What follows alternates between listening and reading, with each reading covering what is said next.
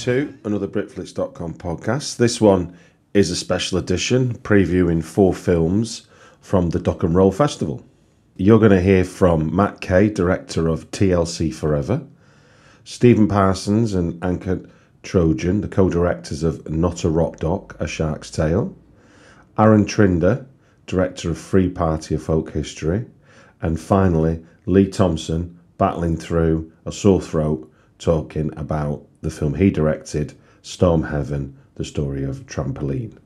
The format is standard across all the interviews, but unlike the normal podcast that I put out, you won't be hearing my voice asking the questions.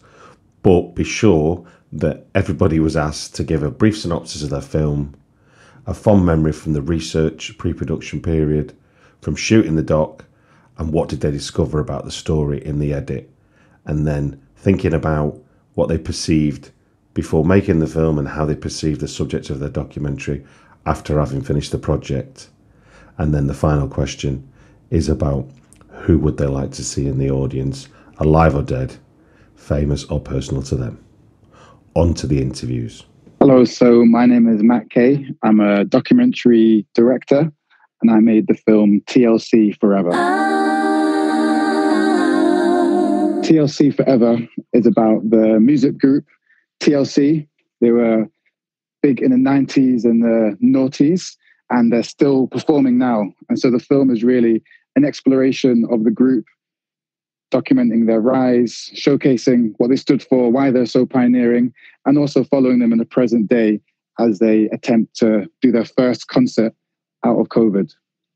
They're the biggest American female group of all time, and so we're kind of showing how they first broke boundaries and why they're really kind of trailblazing as a female group, but then also in the present day showing how they're still continuing to break those boundaries and to smash those barriers. It was quite an adventure making this film, and initially when we started it, the process was going to be quite a short pre-production process and quite a short production process. We actually signed the contract back in March 2020, and obviously the whole world changed. And from then, what was supposed to be a really rapid 6 weeks, I believe, before I was supposed to be out in Atlanta, kind of extended to 9 months.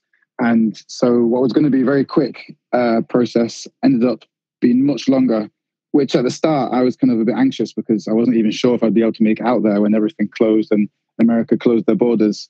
But luckily I was able to get a visa exemption and I was able to fly. But I didn't end up flying until November 2020. And so from March 2020 all the way up until November, we were having different Zoom calls with both Tion and Chili, who are the two singers in TLC.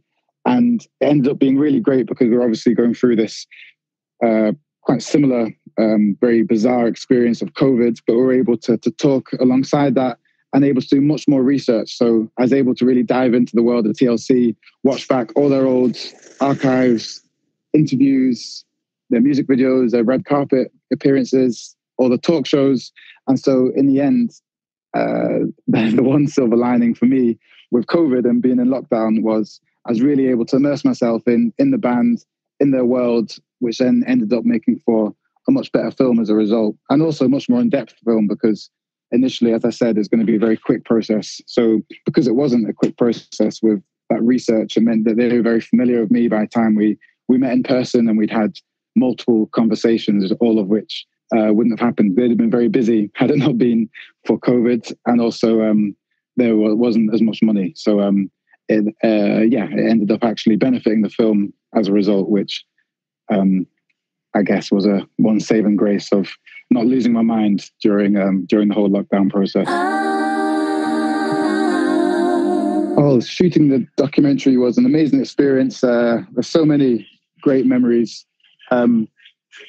One, sorry, I'll just wait for this. There's a little tuk-tuk passing by, which is advertising a Muay Thai fight tonight. It's an amazing experience, the whole shooting process.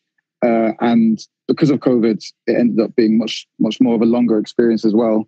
And so what was supposed to be one shoot turned into 5 shoots. So I was going and coming back, able to follow their whole kind of rehearsal experience.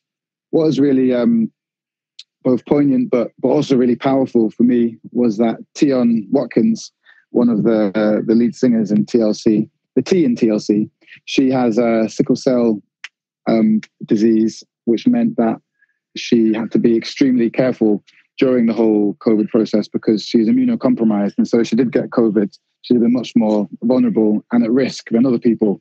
And so she still continued to do the tour and decided she wanted to do the rehearsal process and continue on, which then kind of put a different slant on the whole filmmaking process, but also the whole tour. So all the backup dancers, all the people in their production, all the band, they obviously knew that she was kind of being more at risk, literally risking her life, which then meant that for us as filmmakers, as a team, and also their team, it then made us all take it much more seriously, and knowing that it was of great importance that she was going to prioritize this tour. So I think that just allowed for the whole experience to take on a greater purpose, so to speak. And then I think alongside that, because we'd met and she was very comfortable with us by the time we were filming, she did unfortunately have to go to hospital a couple of times and allowed me to visit her in hospital and film, which then was a very vulnerable moment, very very brave, and really exemplified, I think, what both Tion and Chile represent in terms of being these strong women that always are willing to go up against things and try and take on and overcome different obstacles that they've both ended up facing their whole career. So once we got back from the shooting process, we had a huge amount of footage, and we were able to just kind of, again, during COVID, just digest this and watch all this amazing, all the amazing rushes. I think what I learned from the rushes is they first met when not even 20, they're 18 and 19. And having seen that in the archive and then seeing them in the footage that we'd shot, it shows that even though they're now in their 50s and lots has kind of changed and moved on and advanced, in many ways, they're still that same spirit, and they've still got that same energy and that same lovely connection. They've been through lots of highs, but also, unfortunately, lots of lows. And I feel just having had all of that life experience just only really strengthened their bond. And so it's really special just seeing their relationship that they've managed to maintain over these decades of performing together and having multiple million platinum records. And I think that is a lasting memory, just their bond and connection, and being able to see how they interact with fans. So yeah, it's a real privilege for us to be on that journey. But I think another thing was that at the time in the early 90s, it came up against a lot of misogyny and things that we would hope wouldn't be acceptable today. And after the whole Me Too movement had began, we were able to show that in a new light, which showed how some things have thankfully changed and evolved, but obviously lots of the things remain the same. And I think both through that campaign and then also the lens of Black Lives Matter, we're able to see how these three incredibly brave, strong women kind of went against the odds to succeed.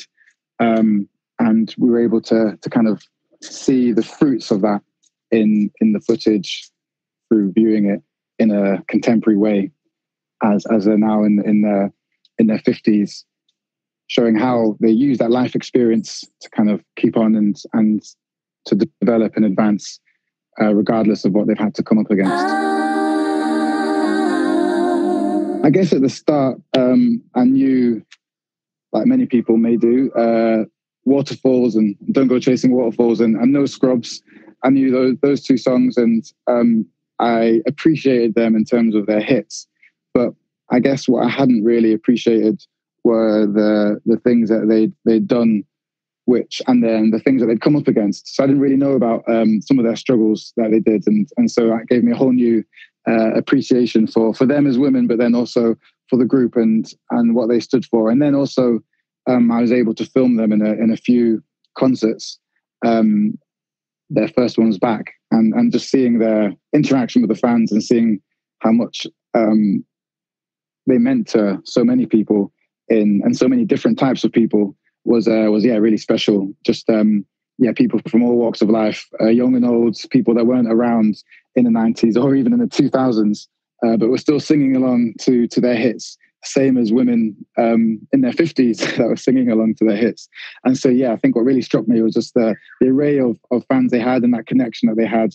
And I guess what they meant to so many people and how they felt that even though they're all female African-American group from Atlanta, they are literally, kind of universal in their appeal. And there's people, all sorts of people, of all sorts of ages that really connect with their story and what they've been through and also their songs. So I guess just the layers and the depth is what struck me through making the film and the appreciation I then had for them and as individuals, but more importantly as TLC when they combined as a group. If I could have one person to see the film, alive or dead, I would have to say it would be Lisa Left Eye Lopez, who is the L in TLC, but tragically passed away in 2001. And so saw huge heights of the group, but then unfortunately wasn't able to grow older and wiser as Chili and Tion have been able to in their later years and really had that bond strengthened. There's many fractious moments with the three of them, and there's a lot of love, and they were like sisters. And so for them, it was like losing a sister, but unfortunately, they weren't able to kind of to look back with her to see all what they had accomplished. So I think if she'd be able to see it, she'd be very proud and very happy to see what she contributed to, but then hopefully also would be pleased about how she's represented in the film. We tried one last thing about Lisa was that we tried to incorporate her voice as much as we could in the film to give her a sense of immediacy as with Chili and Tion. And so I went back through all of her old interviews and tried to keep that as alive and as present as their voices. So the viewers, as they watch it, will have to let me know if that comes across. Well, I'm Anke Trojan. I'm the co-director, the editor, and I did part of the camera work. And you ask questions in the film. I, by the way, the male voice here, am Stephen Parsons, or Stephen Snips Parsons. I am the co-director of the film and one of the two main protagonists in Not a Rock Dog. Well, the synopsis would be, it's about two oldsters who go on a late life adventure, trying to revive their cult band from the 70s. And it all goes a bit tits up and... Yes, that's absolutely accurate. There is comedy and tragedy mixed together. I think we can say that. The process was long and hard, I would say. Well, pre-prod? Well, there was no pre-production really, as we didn't have any financing. No, but we did actually have finance at the beginning, and there was a good degree of pre-production in terms of how we would present, a historical thing of the Sharks, as well as the old guys taking their band back on the road. And there was a lot of thought went into that and how much history should be shown in the film. And that's something that definitely changed from pre-production, because pre-production was about, let's get the history of the Sharks into the first half of the film. And in the end, we decided to junk most of that material. There is very little history of the Sharks as a band in the film. We give just enough so that people know that we were something, we were a significant kind of event. But the concentration is on what we did between 2016 through 2018 when we revived the band. So I think things changed, yeah? Well, also the how we approached it. editing as such changed a lot, because like during the pandemic, we had more time. Because the thing is, we only worked on the movie when I was not on money jobs. So it was all like, partial working. That made it really hard for Steve as well. And during the pandemic, we just realized that we're not going to tell it in a classical way. Well, we were bored. I mean, let's be frank. The pandemic was just the most boring event. There wasn't anything to do. You couldn't go anywhere. And we had to amuse ourselves. And we had this film, and the two of us were here. And we just really messed it around and made it absurd, made it amusing for ourselves, spent hours crying on the floor with laughter at the ridiculous stuff we did. We did pull back at the end because it was going a bit too whack. That's the point. I mean, some of that, though, although we have pulled back on it and the film is now understandable,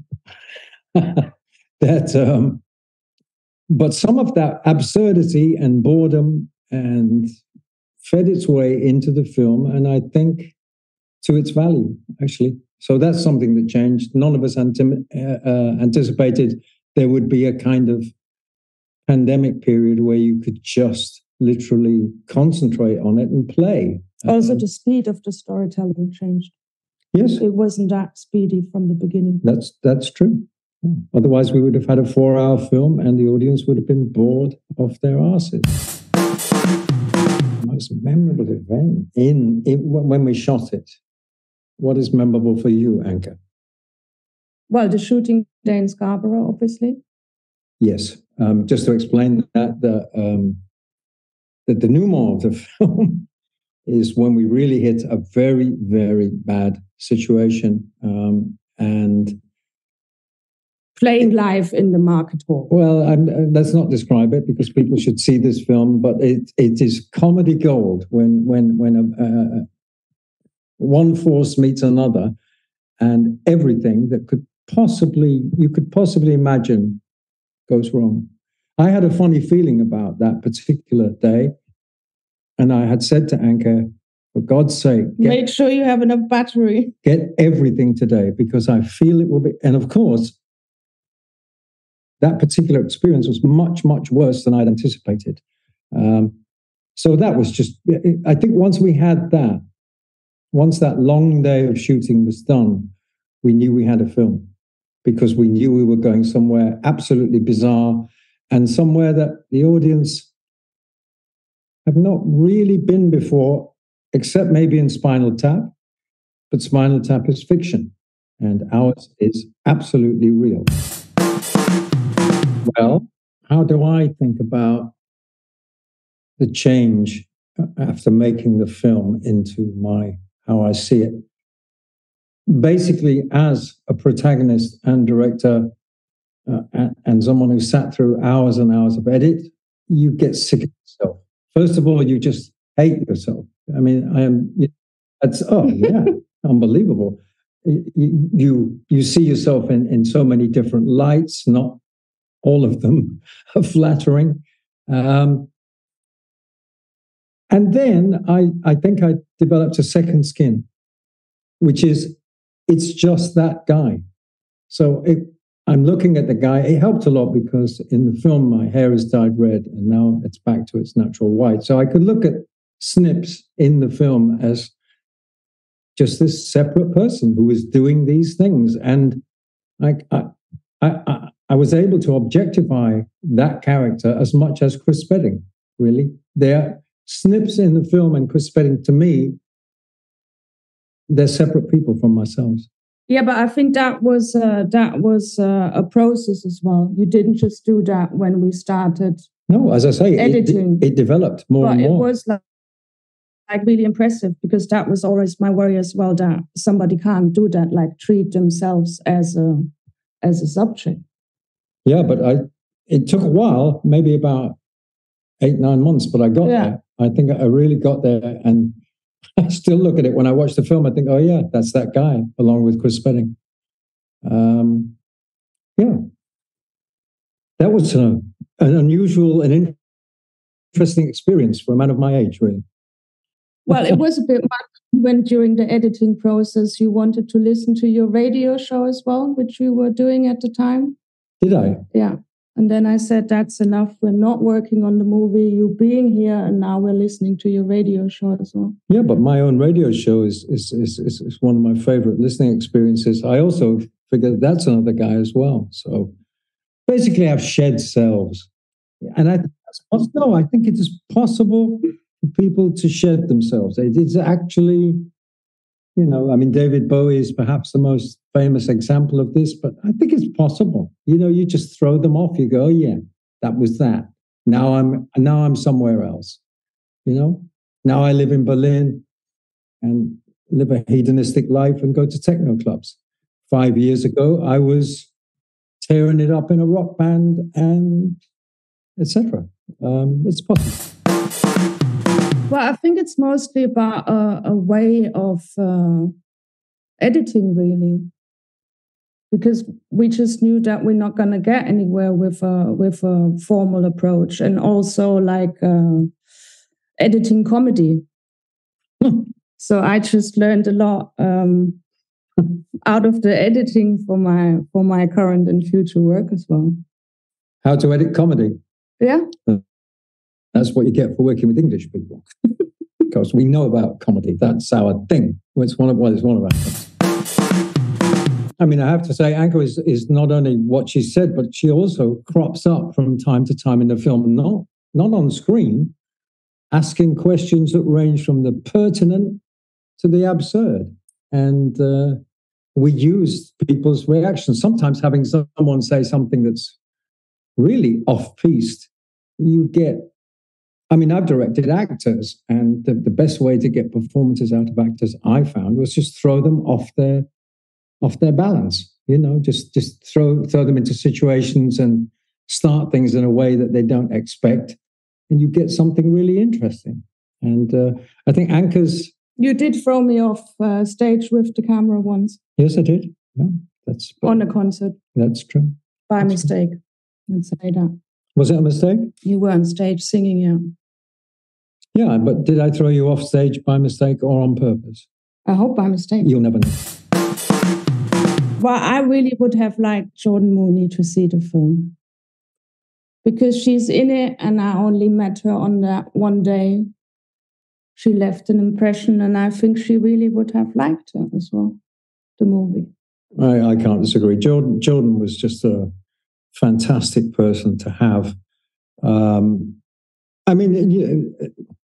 Difficult to get women into this film. Plenty of women working on it. Got a female co-director, female editor, admin person, female. Our sound person is female. But to get someone on screen in what is a male-dominated still situation was not easy. But Jordan Mooney, and if you don't know who Jordan is, she was part of the Sex Pistols crew and Vivienne Westwood's muse, and an all-round wonderful person. And funnily enough, she lived in Seaford, and we were filming in Lewes, down near Brighton. And it was a great thought. Hey, because Chris Spedding, the legendary guitar player in the film, is notoriously tight with what he gives away. He's a very inward person, and I wanted to get him out. And when I thought, Jordan can do this. And I agree with Anke. It's kind of sad, because what we did, we got her to interview Chris Spedding at length, and she got some unbelievable things out of him that I didn't know. And she was so good at it that I think Jordan could have had another career as a kind of, I don't know, TV agony aunt for strange, disorientated people. She was absolutely wonderful. And I miss her very much. She died about a year ago now. And yes, so if there's one person we could take to the Doc and Roll screening at the Rich Mix on October the 28th, it would be Jordan Mooney.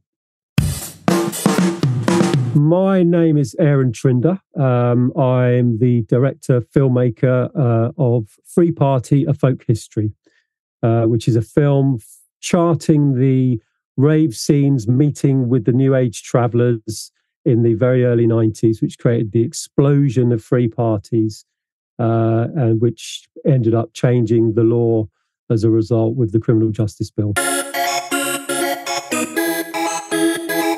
So the lasting memory, in a way, in the production of this film is that so much of it was done during lockdown, and so much of it was done standing in this exact spot that I'm standing in right now, in front of my desk.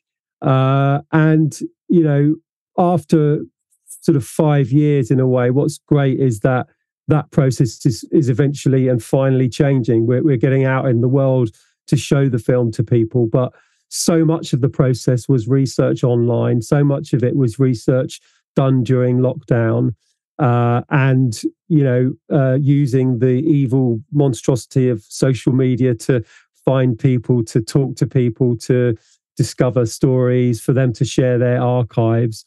But a lot of the actual filming side of it would come kind of either side of that, if you like. So one particular memory was with my camera assistant standing at the top of where we discovered a matching frame for the wide shot over Castle Morton Common for a piece of archive that I also had. So we shot it in the present day, now a very empty, large common with no sign of hippies or ravers everywhere. And when we caught that moment and we looked over and we had the little phone and we realized we'd matched the shot entirely, it was like euphoria. We realized we'd connected the past to the present perfectly with this frame. So that's definitely a lasting memory in terms of real life experience of the filming and the production of it.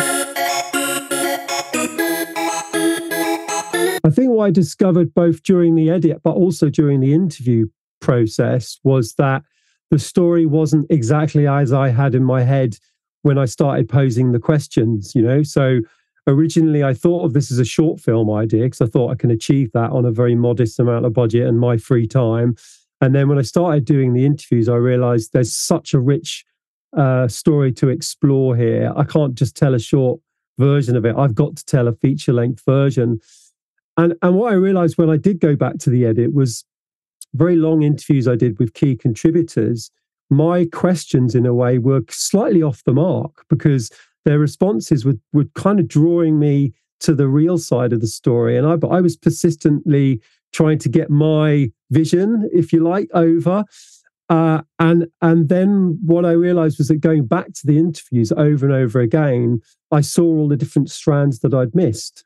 And so it really became a process of kind of forgetting that first version I had in my head and really listening to the people that I'd interviewed and seeing where the story actually was, which was much more complex, but also in a way much more of a sort of classic dramatic 5-act tale than I'd imagined.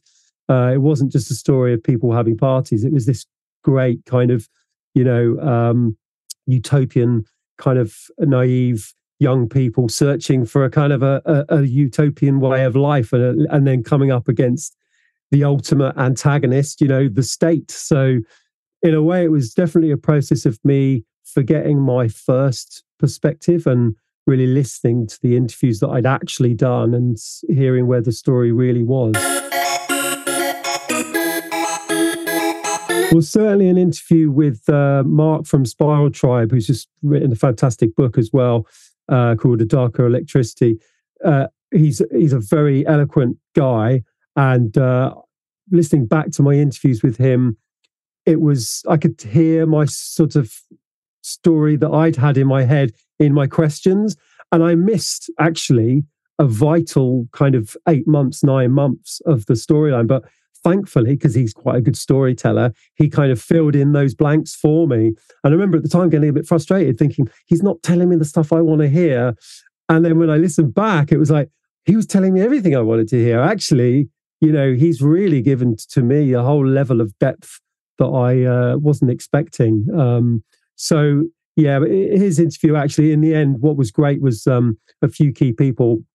I not only did face-to-face interviews, but I sort of filled in the gaps afterwards and went back to them and said, look, we covered this really well, but do you mind if we just talk about this other aspect. And we did it all over Zoom and remotely so that I could really flesh certain things out in much more detail. So I did maybe 5 or 6 interviews with Mark from Spiral Tribe and also with Harry from DIY, who's also written a fantastic book called Dreaming in Yellow. So they were the 2 kind of key storytellers that really helped me sort of shape, I suppose, the narrative. And it just so happened that they were both telling their own version of the story, which is now out in the world.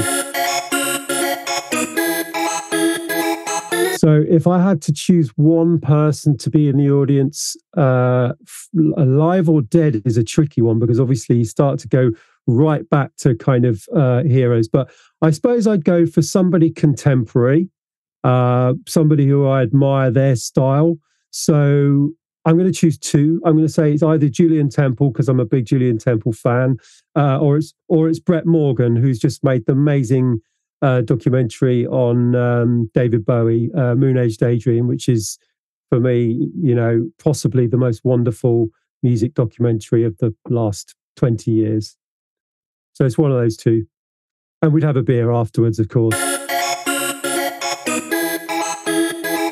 name is Lee Thompson. I'm the director of Storm Heaven. The film Storm Heaven is about a band called Trampoline, and it is about 3 boys who start the band in Swansea, and they start a journey in London, and they kind of take London rock and roll scene by storm, if you would. And the film shows not just their music, but their friendship also, and their kind of love for poetry, art, and their fan base as well, develops from obviously their music and poetry and art, etc. But, it develops as well onto a kind of on the road vibe, if you would. And kind of shows them starting off and getting somewhere, really. It's a lasting memory for me for the pre-production and research. I suppose I've kind of always seen the friendship within the band, because I'm obviously Wayne's brother, and Wayne, if you don't know, is the bass player of Trampoline. So I've kind of always seen Wayne with Jack and Kyle, and I've always seen their friendship anyway. So kind of any research or pre-production for the film, I kind of had at the back of my mind anyway, because obviously there's family within the band. So I kind of always saw their friendship anyway, and kind of knew their music years and years ago. And it's kind of a pleasure to kind of show my side of the story and kind of show what I'd seen, really, and kind of show, well, the world, Trampoline and the band, and generally, where they'd come from. So I suppose the lasting memory is just the memory of the boys and their friendship and their camaraderie. And I briefly lived with them when I first moved to London also, so I kind of saw a lot of parties, a lot of music being written and such. So yeah, I suppose that's very beneficial. Lasting memory from the shooting of the film is one of the shots, one of the scenes actually. The boys are playing an arena gig. I won't give too much away. And obviously, arena is a massive stage, essentially. So from the start of the gig, I'm filming on stage, and I'm trying to get as many good shots as possible. And I remember I wanted one from at the back of the arena. And during that set, I had to pick up all my equipment, run off the stage, down past the stage, past this massive crowd. I ran all the way because I didn't have much time, ran to the back of the arena, ran up the flights of stairs, and managed to get a shot from the back of the arena. And I had to run all the way back there, and I had all my camera equipment and such. And I remember that was one of the fastest times I'd ever ran, you know. And the boys probably thought, oh, where's Lee gone now, you know? But yeah, it was definitely worth it for the shot. And obviously the boys thought, I told them afterwards, and must have thought, you know, well done for doing that, like. But yeah, it was definitely worth it for the shot. What I discovered in the editing process was, I'd say, how true the boys' story is. Obviously, they set out with an intention when they moved to London, and, you know, Lee wanted to go for it, really. And, you know, push themselves with their music. And when I, you know, put the film together in the edit, obviously it was footage captured much later than some interviews that took place. And it kind of shows that they stuck to their guns, really.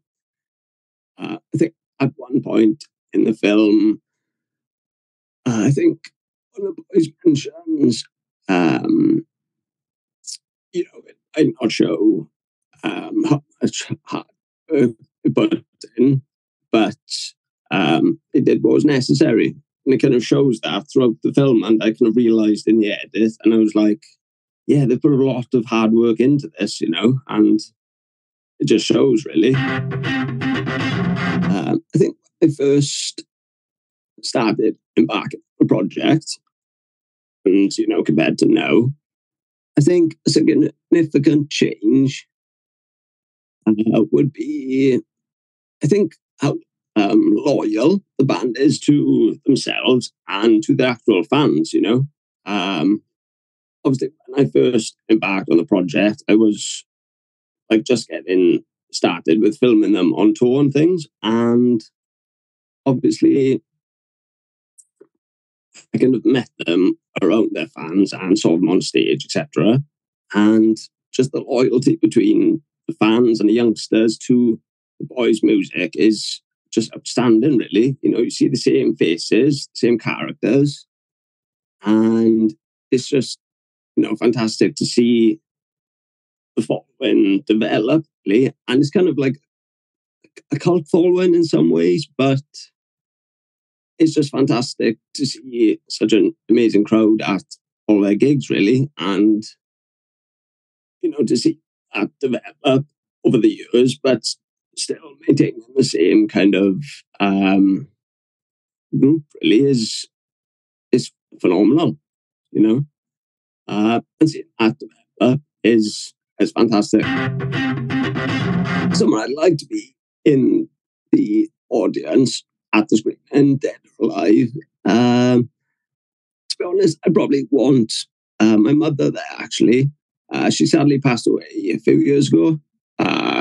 She suffered from Alzheimer's disease. And yeah, I think she would have loved the film, to be honest. I showed her the boys' music years ago, and she loved them. And yeah, I think it would have been nice for her to see it, but obviously it's a shame she can't. But I think if she was in the crowd, she'd be loving it, really. She'd be laughing her head off. And yeah, she would have loved the hard work that went into it. Well, that's it for what I'm calling Give Me the Music, a continuation on a theme of titled podcasts where I called my Fright Fest coverage Give Me the Fear. So thank you for taking time to listen to the Britflicks podcast. If you enjoyed it and you have time, please drop us a review, rate the podcast wherever you listen. Come on and put me